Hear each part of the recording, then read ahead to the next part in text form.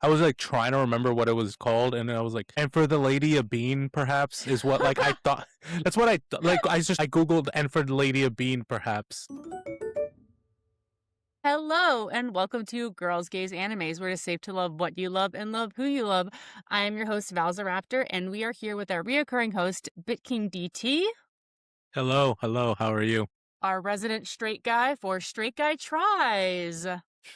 Today on Straight Guy Tries, we are talking about The Other World's books depend on the bean counter. This is where you hype up the other Oh yeah. worlds.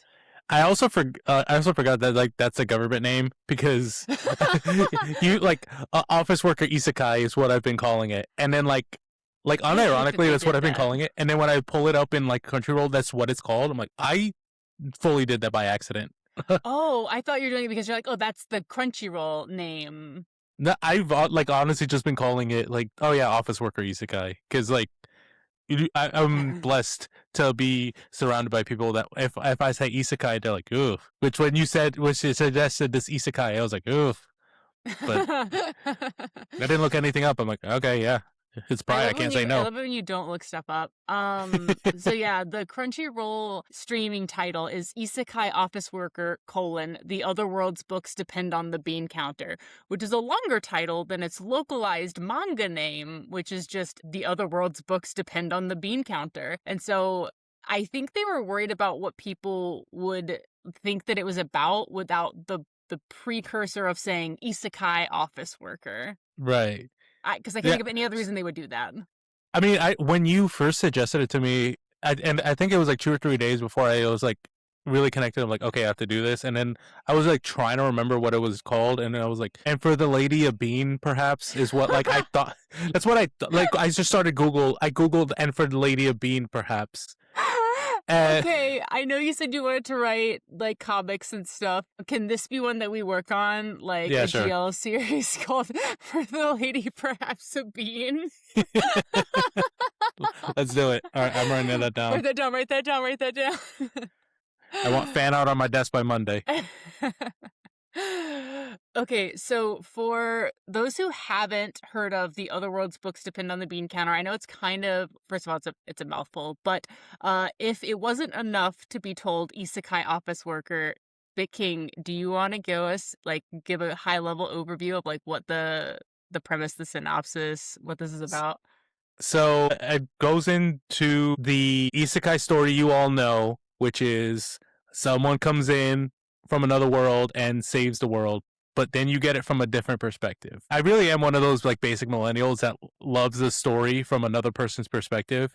So I started with Lion King 1.5, which is just the Lion No. King from Timon and Pumbaa's perspective. That's what this Mm-hmm. isekai is. Because I groaned when you said it was an isekai. I'm like, okay, fine. But then like literally the first episode is this teenage 16-year-old girl gets basically kidnapped to another world to like, and they're like, please save us. But then this other guy tries to like save her, a 30-year-old office worker salaryman, Mm-hmm. and it's just like, and I am here too. And then he ends up stuck. He's like, well, I'm not the chosen one. May as well do something. I'm just gonna bureaucrat my way in this country, in this other world. And you know what? As much as I love this series, it's not even my favorite isekai bureaucratic like anime that's come out in the last year and a half. There's And I more of feel like these? that's crazy. So my favorite from, I don't know if it was last summer or which season it came out. It was like this about this dad who got isekai'd into his daughter's otome game as the villainess. Let me look up the name because Yeah. I want folks to know. Dear reader, while she looks this up, I need you to know I don't like isekais. Like, I don't, it's not usually my thing, but it's Mhm. called From Bureaucrat to Villainess. And it's so good. My husband even watched it and he was like mad again that like nobody was talking about it because the ending was a bop. The series itself was hilarious because you've got this like dad trapped in this teenage girl's body, like trying to get through this Otome game, but he's like a super otaku also. And so he's like trying to handle it from like the game perspective, but then he also like is a dad at his core. And so he's like, oh, I know I'm the villainess. And so he's like trying to like be the villainess, but he's too much of a dad. It's cute. It's not gay, but it's Mm. funny. So That's the same could be said about me. I'm not gay, but I'm funny. And that's why you're here. That's why you're a resident straight guy. Okay, so yeah, this bureaucratic dude gets isekai'd into another world on accident by trying to save this teenage girl, which, by the way, he gets flack for later because they're like, pervert. That's you're a pervert. That's why you were like so close to her when we kidnapped her. And he was like, the way you said pervert reminded me like from Bob's Burgers, like here, so here's $6.49 pervert, $6.49 pervert. Pervert. Here's your burger, pervert. Yeah. Perfect. Here's your low magicule food, pervert. Yeah, okay, so on the magical, sorry. So now, like, yes, the savior girl's been abducted into this realm with this worker drone who's so obsessed with accounting that even though he's been offered the opportunity to never work a day in his life because they feel bad for abducting him also, he's like, nah, fam, you got an accountant department? That's my thing. And they're like, yeah, sure, here you go. It was funny because I was like, what? This guy's fucking stupid. Like this, I would take that, but then literally like that happened. Like on that same day, I was watching the first few episodes with my partner, and I was like, all right, I need to get up. I have to clean. I have to do laundry. I have so many tasks to do. And she was like, being so lazy. Yeah, she was like, it's Friday. Like you can do this Saturday or Sunday. I was like, no, I need to go. And so I was like, damn it. It was a little like at first I was like, this guy's dumb, but then I was like, I guess it's relatable. And then I think at some point he says it like, yeah, it keeps my mind off of being kidnapped and brought into another world and the fact that I'm never going to see my parents again. It's just like, fuck. And the fact that it's numbers is what makes it relatable. Oh, 100%. Because, like, as I'm watching this, especially watching, it was either the OVA or the last episode of the season, where I was like, man, there's a lot of, like, neurodivergence. Like, because this dude's clearly math autistic. But then, like, because you're in this world where other magic is used, you've also got, like, the magic autism. And I mean, at least this guy, he can handle like personal interactions. He knows the right things to say in personal situations, which as an autistic that also knows the right things to say in situations, I admire. But then there are some of them who are like, yeah, I need money now to do stuff. And then he gets like scolded for being like, hey, you have to like interact with people first. And he's like, oh, hello, very nice to meet you. I am so-and-so. Can you please give me money for my Please science? give us money. I didn't know what to expect. And it's very funny because like the way he goes, I did not read him as any kind of neurodivergent, or if he is, it's the kind that's like, yes, I didn't misunderstand your social cue. I just saw it and thought it was stupid. Like, it's just so funny. The way, like, work-wise, East, that's how I see him. Like, it's not that he's neurodivergent, it's that he doesn't care. He might be, but it's like, no attempt at all to, like, mask or adapt. Yeah, but a lot of times what that is like more aggressive neurodivergence. Maybe. Okay, so he's got a lot of coworkers and stuff. Also, the hierarchy system. I've read the manga and I watched the anime. The hierarchy of like who's important and what the different relationships are. It like wasn't important, I guess. So I didn't try to understand it. In my opinion. Yeah, I mean, I was just like, okay, cool, you're important. The anime did a pretty good job of saying, like, oh, this guy is this guy, so... Yeah. I was just like, all right. Okay. But the point is that you came onto this podcast to talk about gay stuff, and so far we have not gotten to the gay stuff. So this dude's been captured against his will, and he's in this other world to get to the gay stuff. I think what's called... He starts abusing... magical tonics. He starts pounding Red Bulls. Yeah. There's like magical Celsius that comes in like weird thing. And he's like, oh, this is great. I think it just like took away his fatigue. I mean, either way, like he was just working nonstop, number crunching away his emotions, and then he overdoses on magic, which is so funny. He overdoses on magic, and then Colonel Roy Mustang comes along and like Aresh Indrak. We haven't gone over the actual character name. So the main character is Seiichiro Kondou. Kondou, yeah. And no one knows how to say his name there, which was weird. Especially, it was also especially weird because like at some point I had to switch to the sub, and in the sub they're like, I don't know how to say your name, so I'm going to say your name this way, and then they say it right. It's the exact same. And then Endolark, and Endolark is a knight. He's the commander of the king's third royal order. And that's what I mean. But I don't know, like, I don't know who's the first royal order or whatever, but he's in charge of the third. Mm-hmm. I Yeah, think Aresh. from what I know about like knights, it's just like it's not like any special. Like it just happens to be the third. It's just the number. Oh, so like it'd be like if they were like A, B, and C, like they're just Literally. C one. Okay. Yeah, Huh, that's interesting. but like without the ranking, it's not like you can graduate from 3 to 2. It's just Right. yeah, you're just in 2. Zip codes is more like it. Yeah. Okay. All right. So Kondou, he pounds a bunch of 5-hour energies and overdoses on them and has a heart attack in the streets. Essentially, right?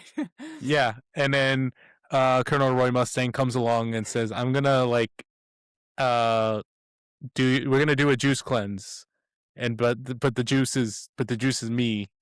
Uh, I'm the juice. I'm gonna give you an enema of me to like adjust you to my magic." Yeah, he literally was like, "You're sick with magic.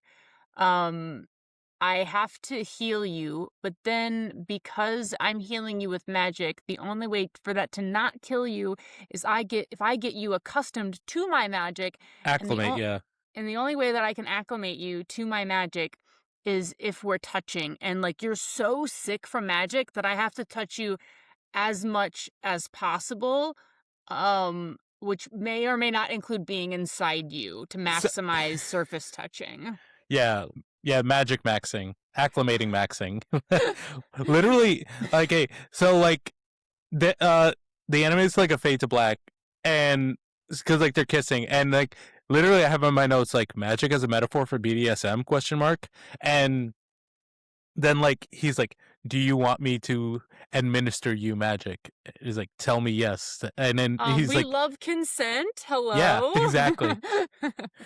Exactly. And he's just like, "I say yes." And then, but then I can't remember if he said, but he's like, "Oh yeah, I'm familiar with this." And and so then he does the deed. And then literally I texted you the photo of like him, like with making coffee with his shirt off or like with his like military thing. I'm like, this is literally Colonel Roy Mustang.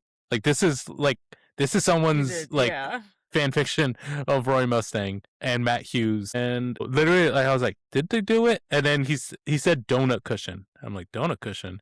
I was like, oh yeah, he needs his donut cushion. He took his shirt off before he started. Okay, like hold on, I have to talk about this. I posted when I first watched this, like when it was originally airing, I got to that episode and it's like episode 1. He's standing there with the shirt open. He's got like 12 abs, like as though they were like udders. And I was like, this feels excessive.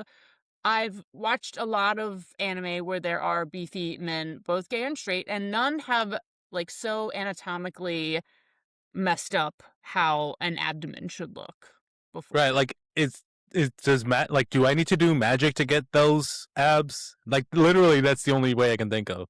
Like yes. And it wasn't even like, oh, I'm counting the cum gutters. Like it was like full on like abs. And I was like, that's too many. It's at least too many, if not more. He took his shirt off to like mount him, and it's like he haven't even said yes yet. Okay, so in the manga it says, "You were on the verge of death from overdosing on medicine, so I used my own magic to bring you back." I'm skipping some text. However, all I've done at this point is give you emergency treatment. Before I move on to the next step, I want to be sure you understand the situation. So, can you hear me? Magic sickness is treated by familiarizing the sick person to the energy of the one whose magic they received. Your body is full of energy it can't process, which is why you have a fever. At this rate, it'll destroy your vital organs, and you'll die. I need those. And he's like, familiarize myself with magic. I don't want to die. And then Roy Mustang goes, "Will you agree to the treatment?" And he goes, "Please treat me." And then he starts undressing. "Will you let me magically rearrange your guts?" Kondou goes, "Please treat me." Roy Mustang starts to undress, and he goes, "Move your hands," because they were blocking his chest. And then he starts undressing him. He goes, "Open your mouth." That's like the next thing he says to him is, "Open your mouth." So that is the thing I noticed, that in the dub, they don't really say, like, he just like kisses him out of nowhere. But then like when I switch to the sub, he is like, "Open your mouth." I guess going to the gate thing is just like, I think the last time we were talking about this was like Summer Hikaru died, and how like you have to be on some hard copium to say that that's not gay, but like you technically can say like that is a choice, that is something you can say. The evidence is against you, but you can say it. This one you can't. At least in the dub you can't. There was something weird about like, and I don't know if it's like a culture thing, because even Kondo acknowledges that like, oh yeah, like Japan is not really about like the public romance stuff. I don't know what, but it did change something when it was like open your mouth and then let me kiss you, versus let's like I'm gonna kiss you like non-verbally. Yeah. I don't know what, maybe it's a culture thing, but like, yeah, it hit different. It was different. After he goes open your mouth, he follows it up with, "This is emergency treatment. Like I said, that alone won't be enough, so I won't stop until it's done." And then we get into his head, and he goes, okay, I get it. I'm pretty sure I know what he's gonna do.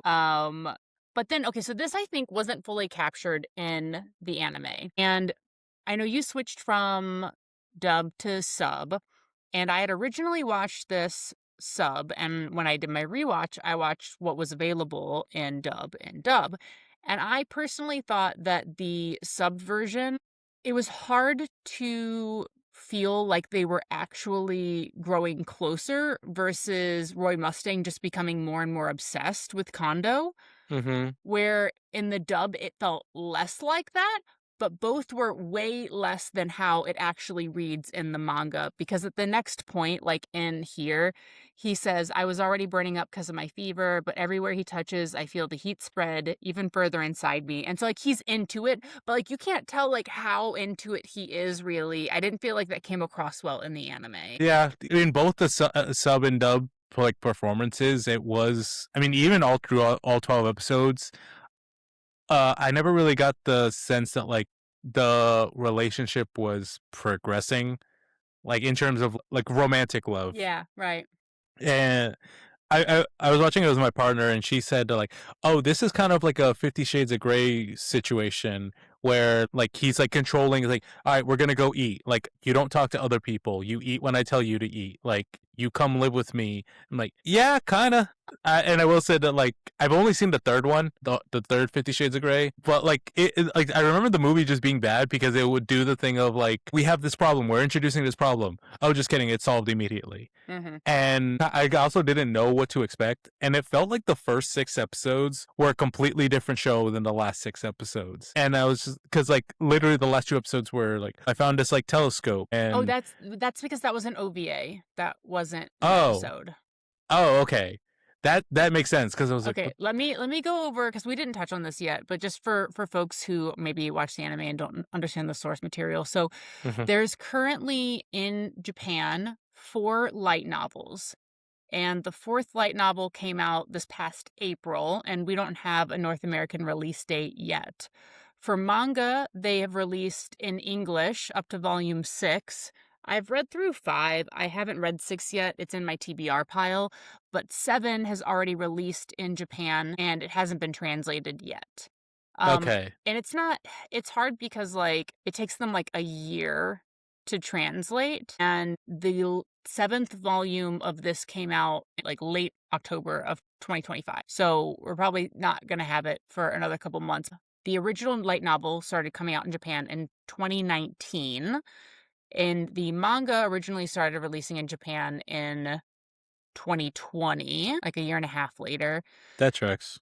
So then now we've got the anime. The anime was announced November of 2024, and it's got 12 episodes plus an OVA. So if you watched 13 episodes and you felt like the last episode was weird and out of place, and you felt like the 12th one wrapped up the season well, it's because it did. That's literally how I felt. Okay. Like I said, I don't look into this. I just, you say, watch this. I'm like, yes, ma'am. Yeah, so I agree. I felt like the 12th episode wrapped up the season. The 13th episode felt kind of out of place. It didn't progress the story much. Which like it didn't need to. I actually don't know if this is like a isekai pattern, or if this is like specific to this story, or if it's like a pattern of what, like, I don't know. But like the first 6 episodes felt like a completely different thing than the last 6. I'll say the pacing of the series. That's the word I was trying to figure out. I got you. The pacing is It feels slow in the beginning, and then it picks up. But in the anime's defense, that's how the manga is too. I felt the opposite. I felt that it Oh. was good. I felt that it was like we're pacing well, like in the first 6 episodes, and then like the last 6 episodes, I had to like switch to the dub or the sub because I was so bored. Like basically, once I going, I guess we have to acknowledge the isekai in Isekai Office Worker, but Mhm. the girl who gets isekai, who is they intended to isekai, has to like purify a tree. And then he's like, hey, what if you just did this instead of kidnapping a 16-year-old girl every 100 years? And they're like, oh, wow. Yeah, that's great. That would be way cheaper, too. Let's just do that. And then it's solved. And it's like, oh, sweet. Oh, wait, this is episode 6. What the fuck? We have 7 more episodes from my perspective. And those first 6 I thought were great. And then like the last 6, I was like, Okay, so from like a story standpoint, I guess I could see that. In the manga, I think it does a better job balancing the relationships and the storyline. And so I think from that standpoint, like that's why the pacing felt different. And that's why I think I thought the beginning was slow. And I think when I looked it up earlier, the anime covers the first 2 light novels. novels. Okay. Yes, because it covered the light novels. Like I said, I'd read through volume 5 of the manga. The anime went farther than what I had read in the manga. Wait, so you read like volume 5 and you're up to date on the manga and the anime went farther? I have 1 volume sitting in my TBR. Okay. But volume 5 is the one where he's tricking the prince guy into donating his money to the church, which there's like several episodes left after that, right? A few, yeah. That's what I mean. And like, this is the 5th one, and I have 1 on my TBR. So I think even if and when this started to air, if I'm not mistaken, this started to air January to March, and volume 6 came out after it started airing. Interesting. In English. So it's I felt like it was a similar thing when I was reading My Happy Marriage, because My Happy Marriage is a light novel and it was getting put into manga form, and I was reading the manga, but then they released an anime, and so the anime got ahead of the manga because the manga was coming out slower based off of the light novel than the anime was. The plight of all anime. At least they're not like making up, like at least they actually have source material that they're actually following. Yeah. I know. It's like tale as old as time, like 30 years later. Yeah. So I guess from a romance standpoint, I think it was more the fact that, like the butler was saying, that this 22-year-old knight dude has never cared about anyone before. And so this is like the first time in his life that he's ever like had a crush on someone, and he simply doesn't know how to behave because he's been raised by his staff and like doesn't really have parents, and he like, I imagine, isn't seeing what romantic relationships, like healthy relationships, look like. And all he knows is that he likes this guy, and he doesn't want nobody else to like or look at or talk to this man. And it's kind of, it's like that like obsessive yearning bit, except it's almost like a forced proximity trope, but to the extreme, because he's like, oh, if we don't bone, you're gonna die. It was a little bit like Beauty and the Beast, where he's like no social skills. He's just like, well, would Kondou like him if he could go back home? I know that's going to be hopefully a plot point. Probably going to read it, not watch it. But like, yeah, if you can go back, would you? In the terms of like no social skills, was raised by his staff, very possessive, forced proximity. I mean, yeah, it's the thing of like showing love in the way he knows, like, all right, I'm a knight. I've been raised to only be a knight and do magic. You know, he's doing the magic penis. So he's got the physical part down, and so he's struggling with the emotional. The first 6 episodes, from the romance perspective, I thought was interesting because they were establishing the dynamic. And I guess one of the ways, like, since I've known you and like since I've been having to watch all these things, I think one of the interesting things about like how BL is not always about the exploration of whether or not you're gay, it's the exploration of gender dynamics. And so Kondou having to be this guy, this like corporate drone that is always having to take care of things and always being in control, having to relinquish that control and be submissive to someone who is trying to help him, learning to let someone help him. And Roy Aresh Mustang, I guess, learning aftercare, because like he's got the magic part down. So like he's just like, okay, being a knight, being valued for his physical prowess, now has to learn to do the emotional part. of it all. But then I don't know, it just like after like episode 6, they're like, all right, yeah, you guys like each other, cool, you're like together, and then that's it. Like it's just kind of like a little slow relationship progressive wise from then on out. And I'll say again, it's one of those things where in the manga, the accountant, he consistently has thoughts about how like he is feeling a certain way about this guy, but that's not what's important right now. Plus, he's eventually going to go back home. He doesn't want to lead this guy on. And so he continues to kind of be like blasé about like acknowledging the fact that this dude has feelings for him. Like he knows he does. He's acknowledging that he's starting to reciprocate, but that he basically can't. And so Arash Mustang, he is more flirty. I mean, than possessive, I guess. I mean, he is still possessive in the manga, but it's more flirty, and he's like, "Oh, I'm gonna take every chance I can to touch you," and they'll like look at each other and blush, and like I just feel like there wasn't as much of that in the anime, but you do what you gotta do. Yeah, there were some lines that I don't know if it's choices with the dub or the actors, but it's like, was that meant to be flirty, or like was he trying to flirt and it just didn't land well because of the performance, or it didn't land well because of the character? I And think some of it was performance, but it also could have been like direction too yeah, from the producers and stuff. mm-hmm. I There's wonder like, who produced the English translation, like the dub, because I thought that they did a really good job. But I think it also helps that the voice actor for Kondo, the accountant, I believe he's gay, and he series, or maybe this is his first BL series, but he's been really excited to be able to portray a gay man in voice acting now. And so he's been really excited about it. I've seen it on his socials. And so I think that also comes through in the voice acting. yeah, it was very fitting. And even when I like, there were times when like I was like certain lines, I was like, what did they actually say? And so I would switch to this up and like, oh no, they said basically the same thing. Like, so I don't think any subtext was lost with like certain word choices in the translation, or if it was, I saw it in like the faces. Like the message got across, especially once, you know, I think it was episode 9 was only in dub or sub. I think that's And what I struggle with is when I'm listening to like the Japanese version, I'm reading the subtitles, I can't focus on their facial features as much. And so I feel like I maybe miss some of the subtleties. Also, I'm autistic. And so I don't know if it's like what the cause is, but that's another reason why I guess maybe I prefer English when it comes to these sorts of things too.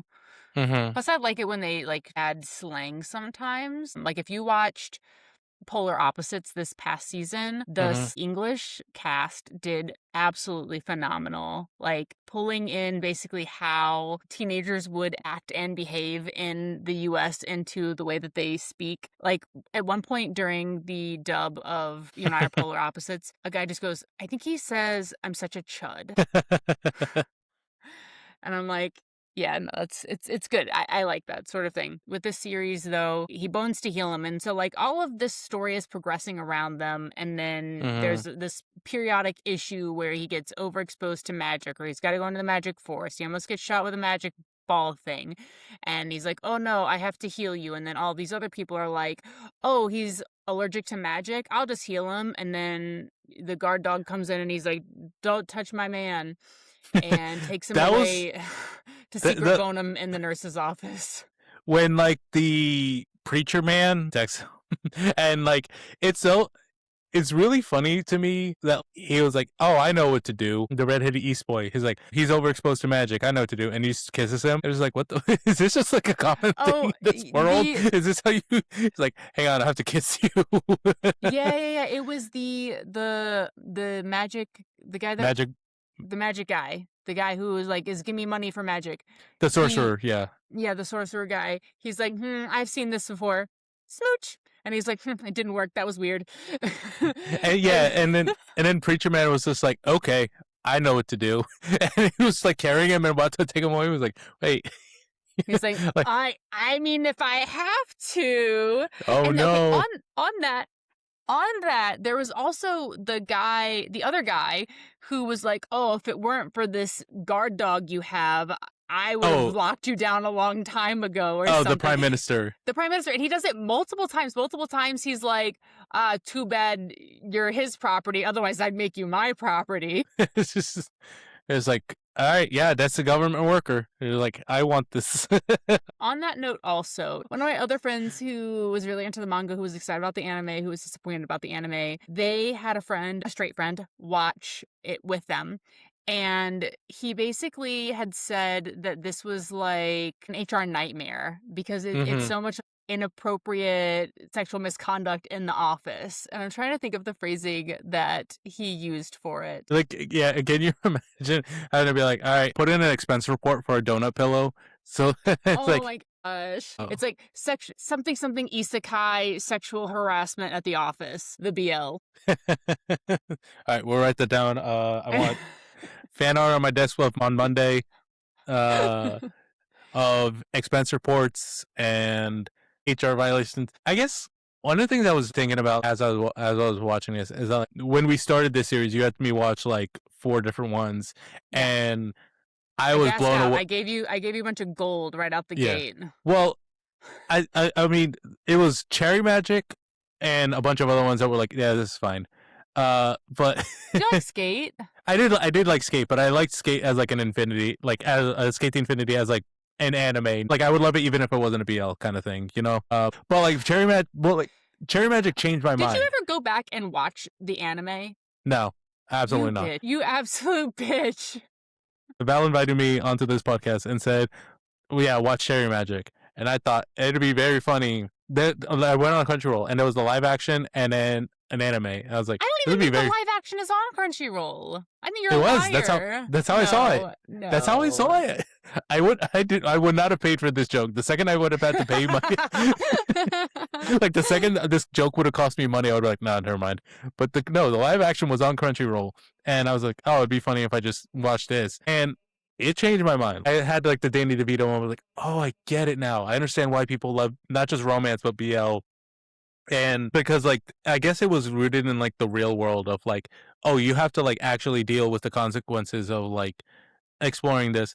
And while like sure the first 6 episodes explored like the dynamics, like the relationship dynamics, I did think it was missing a little bit of teeth. That like it seems that like being gay is fine in this like magical isekai world. Yeah. I will say like the commander, like the one that does all this paperwork, when he asked him like, oh, you like someone, what's her name, he like just assumed girl. And I think that was like, I thought they were gonna go somewhere with that. So I thought they're gonna be like, oh, the fact that he assumes it's a girl means that like, oh, we're gonna go explore what does it mean when like the commander of the Third Royal Army is gay. And but then like so far it hasn't done anything. I was just like, oh, that's a little disappointing. I'm wondering, again, because I haven't gotten beyond what we've seen in the anime, because I'm wondering if like Roy Mustang's parents are homophobic, because it seems like maybe the next thing they're going to do is go meet his parents.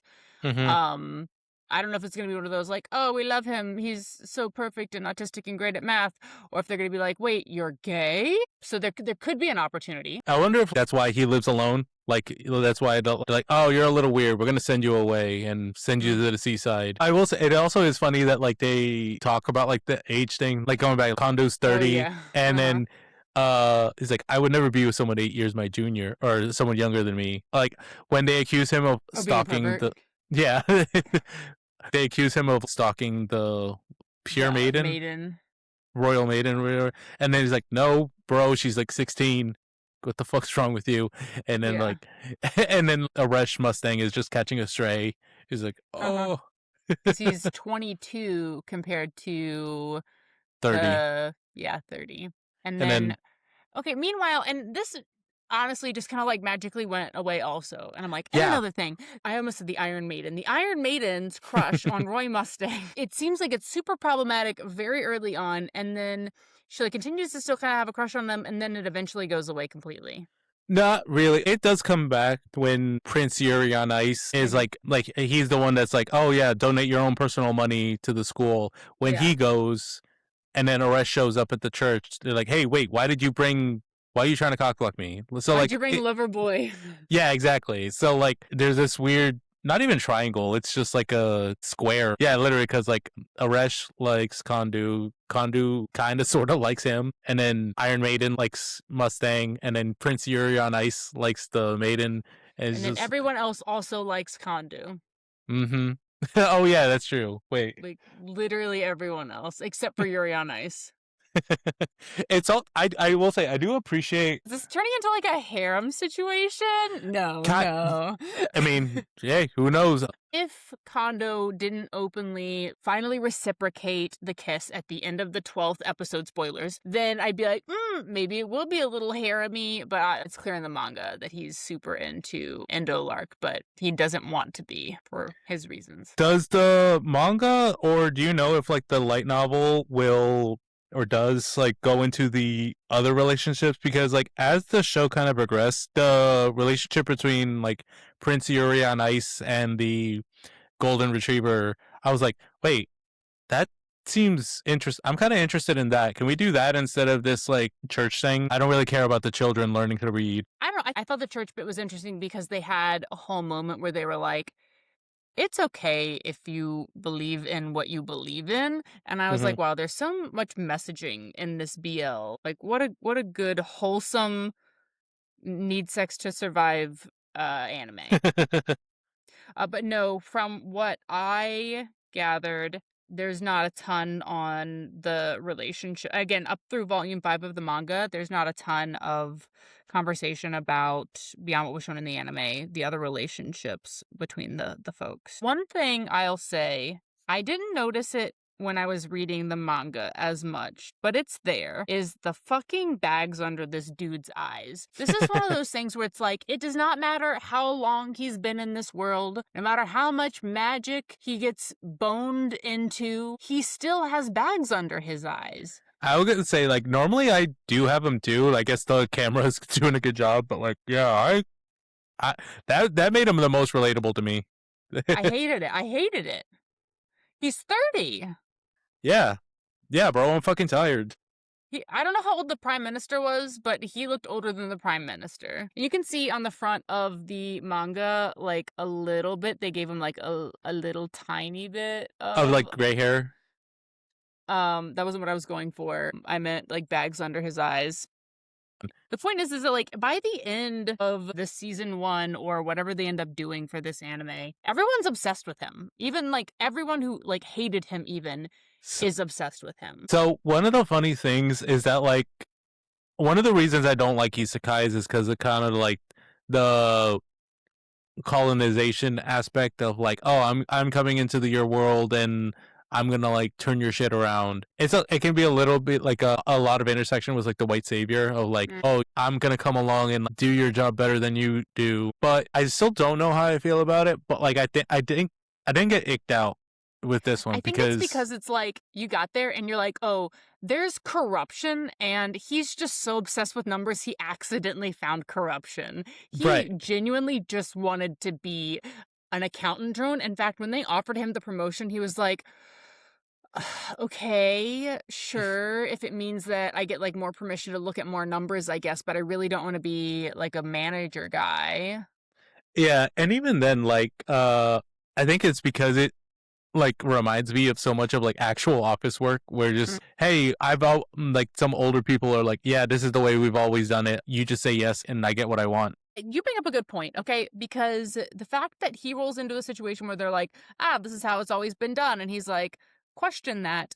When it comes to what my understanding of the hierarchical work and stuff in Japan, the fact that he was so easily open to questioning the way that they did things to even higher ups there, it's kind of suspicious, right? Like kind of out of character maybe for him. So I did think that, but then I was gonna say like I've never been to Japan, I don't know. It's so funny that like in this world it's like, oh yeah, I can be gay, I don't need to question the social impacts of being gay, but like I don't need to question the social hierarchy. Like, oh, it's just different here. I can just question people here. I can do my job efficiently.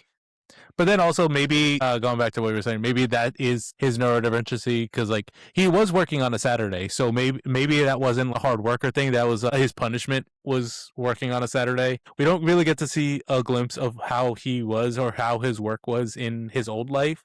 We don't see how his work was. We did get a flash of like him being like, oh, that time I had the flu and I was like dying at home. This is the worst I felt since then. And I think it's kind of like to what we talked about earlier, where it's like because he wasn't like near family, because he Hmm. doesn't ask for help, he just kind of dealt with it on his own, and he suffered through having the flu at home. Yeah.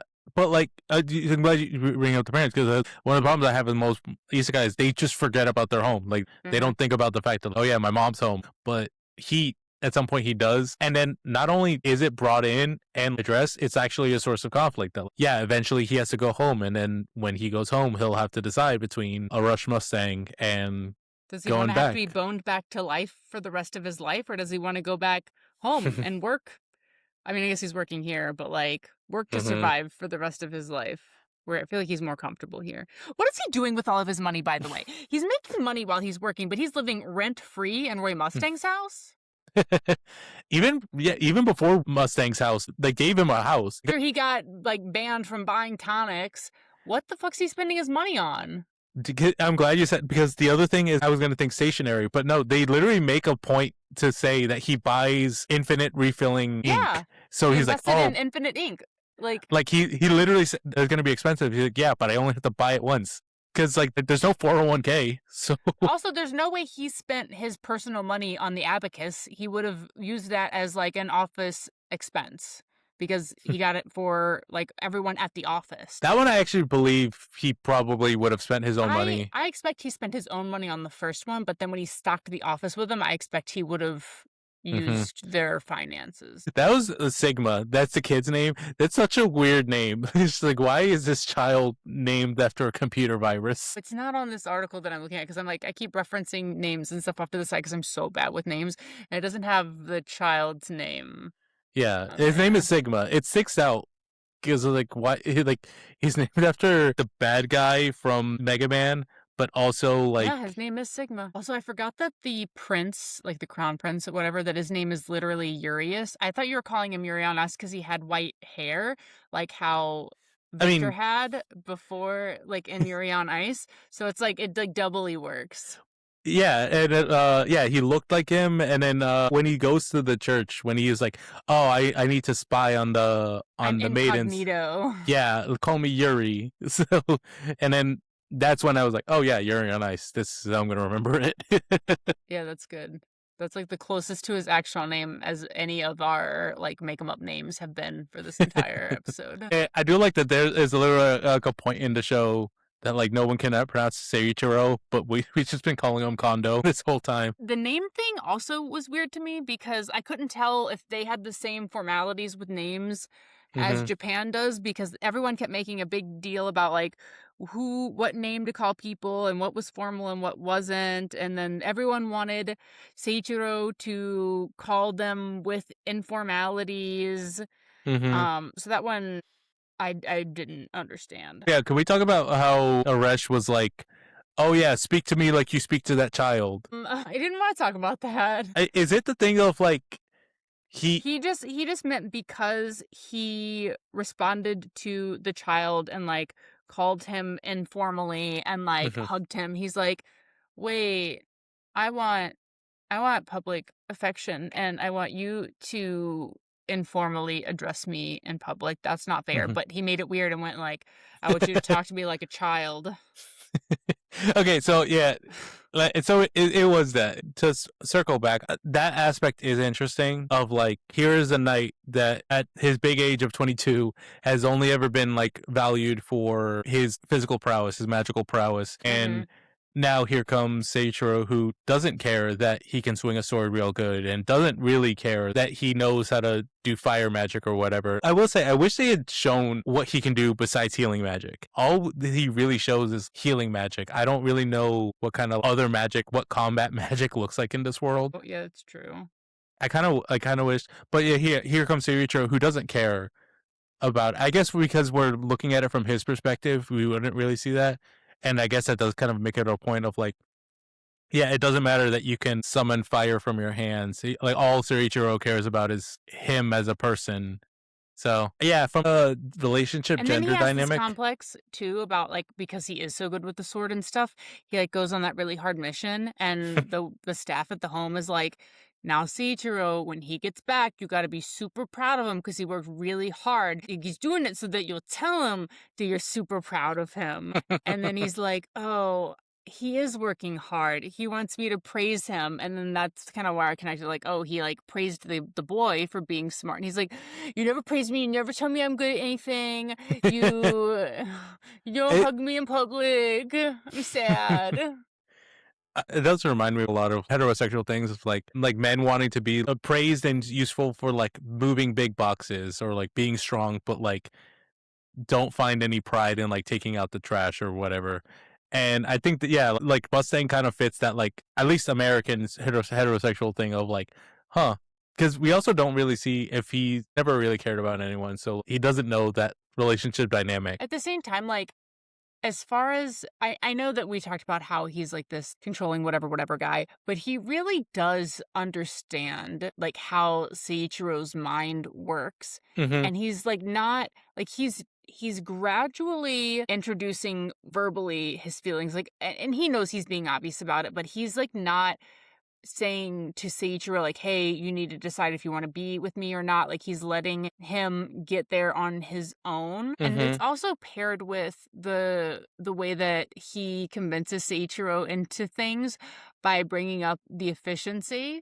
Yeah. And I'm looking at volume 4 of the manga, and it was the first night of Seiichiro's church visits, and they were like pretty draining on him, and he, put up a barrier, and he had to keep putting up a barrier so that he could survive at the church because all the magic, blah blah blah. And then Roy Mustang's like, are you gonna stand there all night, or are you gonna take a bath? And then Seiichiro's like, you don't have to apply my barrier in the bath, can't we do it after dinner?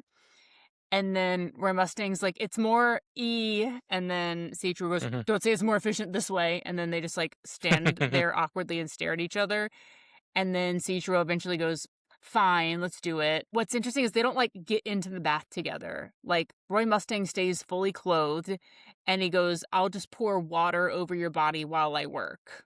And Mm-hmm. so he literally like hand bathes this man, which is significantly more intimate than them just like sitting in the bath together afterwards. Mm-hmm. But like neither of them are fully nude. And he's like, okay, I applied the magic while I was touching your skin, so that's enough for you to acclimate. And he goes, you take a bath now and soak. And I'll tell the staff to prepare dinner. And then Seiichiro goes, but you'll catch a cold. You should warm up. And this is what I was talking about, where it's like, we don't really get that, like, I don't want to say edging, but it's like Seiichiro showing those like flecks of like, I do actually care.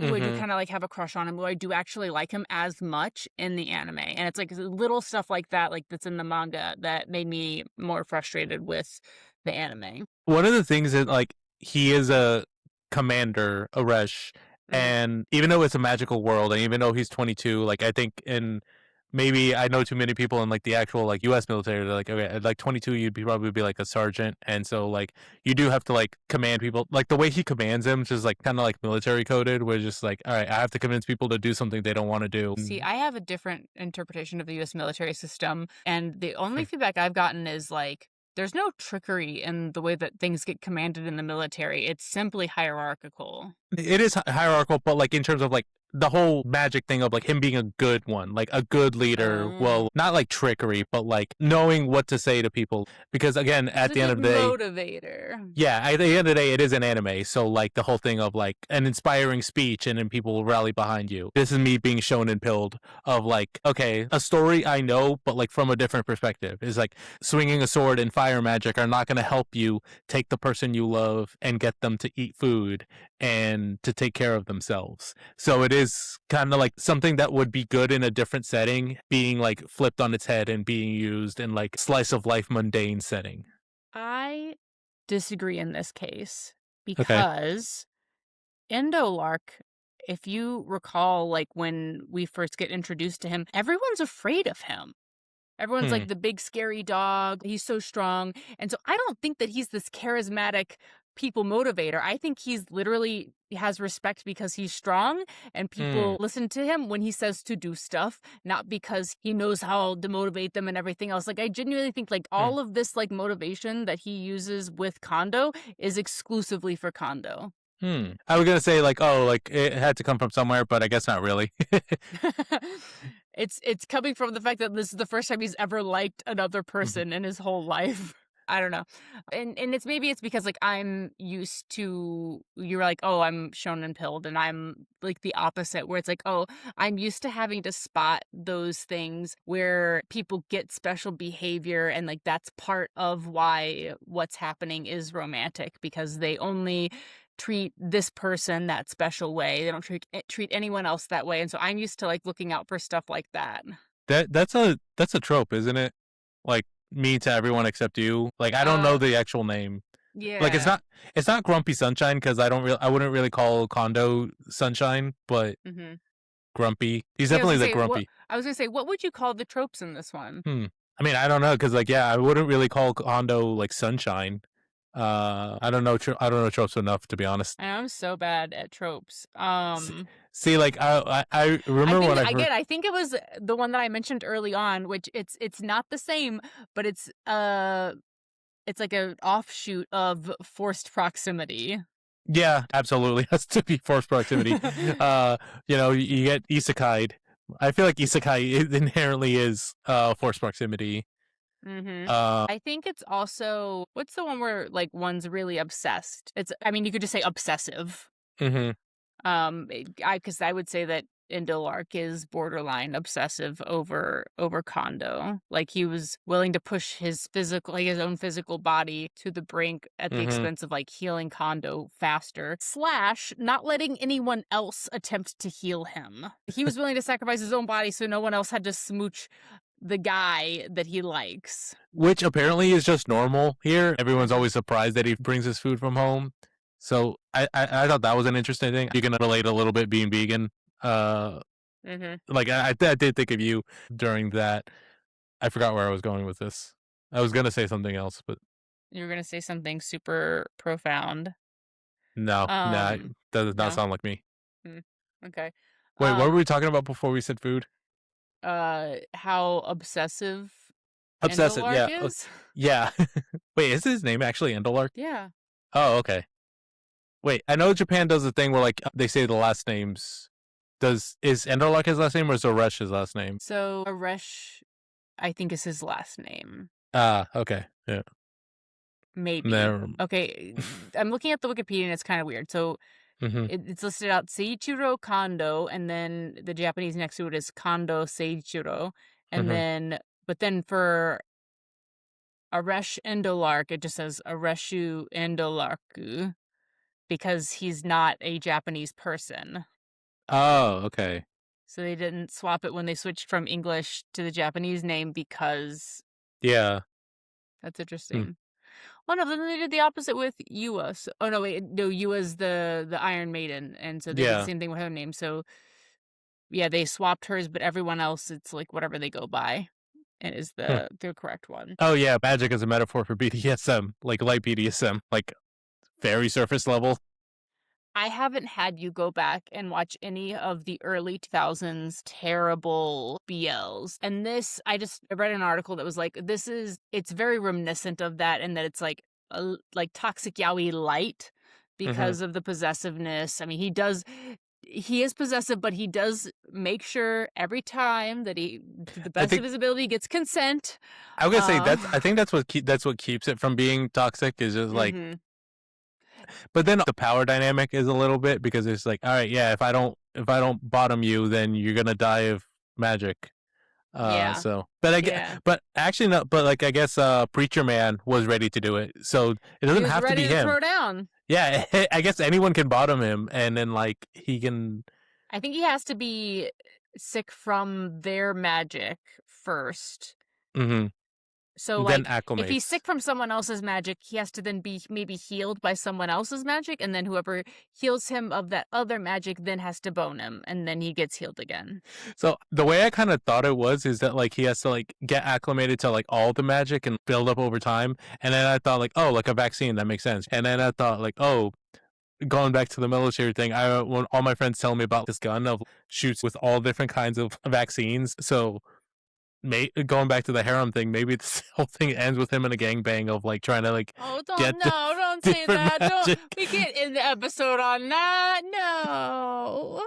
All this different magic. We need to get him acclimated between the preacher man, I the don't prime. think I don't think it works like that. I No. don't know that he builds up immunities this way. I genuinely think he has to be progressive, like continually treated for the rest of his life. That's the vibe I caught. That's how I thought, but like I swear I thought that they said that like, oh, he's getting better slowly, but better. I don't know that But it's at a rate that he would ever be able to like eat regular oh no, food not there. that, no. But yeah, It's gonna be like he's gonna have to be boned for the rest of his life in order to survive. yeah, okay. So it'll be very romantic if he decides to stay, because I'm sure they'll find a way to get home because the 16-year-old clearly wants to go home, even though Yuri on Ice wants her to stay.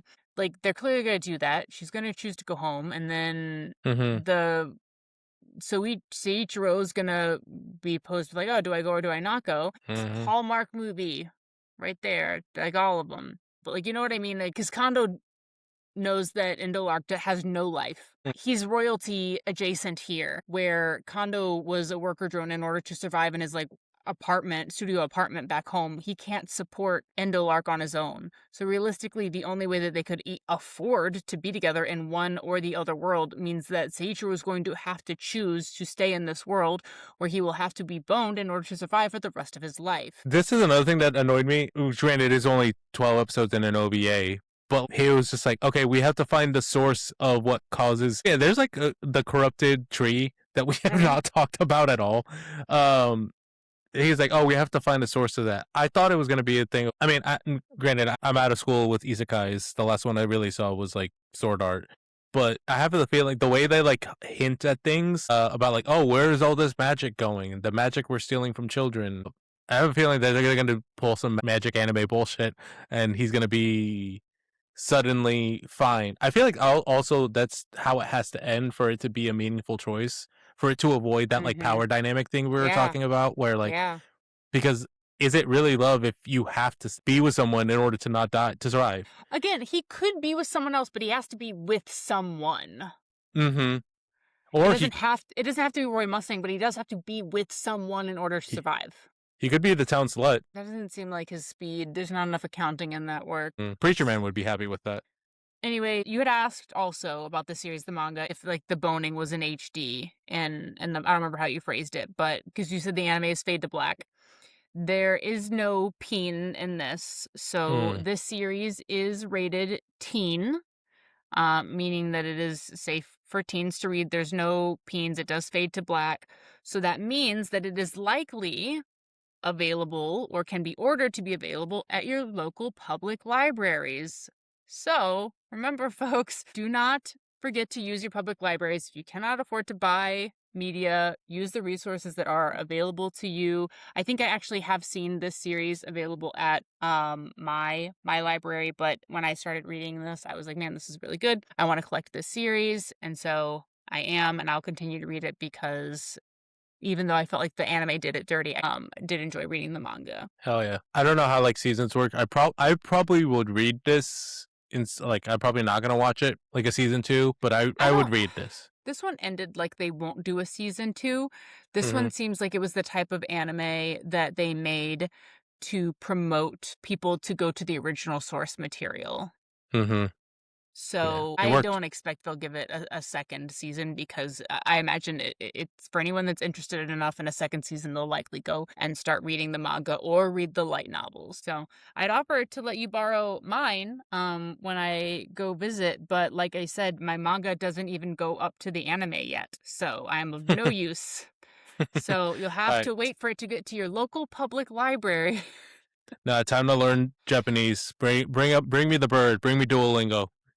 No, not the bird. But anyway, thanks, BitkingDT, for coming on for another episode of Straight Guy Tries. We have a packed schedule. We're going to start recording regularly, and our next series that we're doing, ironically, is a series that you recommended to me. So it's not an anime. It is a novel, but it's been a movie and now it's a series. So if you haven't already checked out Interview with a Vampire, they've finally made it explicitly gay for everyone. So go check that out. We'll be doing another Straight Guy Tries here coming up in the next month of Interview with a Vampire. And then we're also going to do follow-up episodes of the currently airing series, The Vampire Lestat, which is the continuation of the Interview with a Vampire series by Anne Rice. Doomed toxic yaoi? Is that the comment I sent to you that described it? Maybe. Is that how you convinced me to watch Interview with a Vampire? I remember you said, fine, I'll watch it. Fine, I'll watch it, yes. I think I just said, is it gay? No, okay. I said, can this sell you on Interview with the Vampire? And I was watching a video essay, and the comment said, Interview with the Vampire is a beautiful blend of toxic old man yaoi and doomed Yuri. So, dear listener, if you are interested in a blend of toxic old man yaoi and doomed Yuri, I don't know what one of those words mean. And so we will be discussing it, and you can come here back and watch me learn this in real time. You've been through several educational series through this segment. Which word did you not? Is it old? Was it old man? Is that the word that you didn't know in what you read? Doomed. Doomed. All right, that is our episode of Girls, Gays, Animes, Straight Guy Tries. The other world's been depend on the bean counter. Thanks for joining BitkingDT. I hope you learned something today and that it wasn't just what doomed is. Until next time, remember to check out your local public library and remember that it's safe to love what you love and love who you love here on Girls, Gays, Animes. Thanks. Bye. Bye.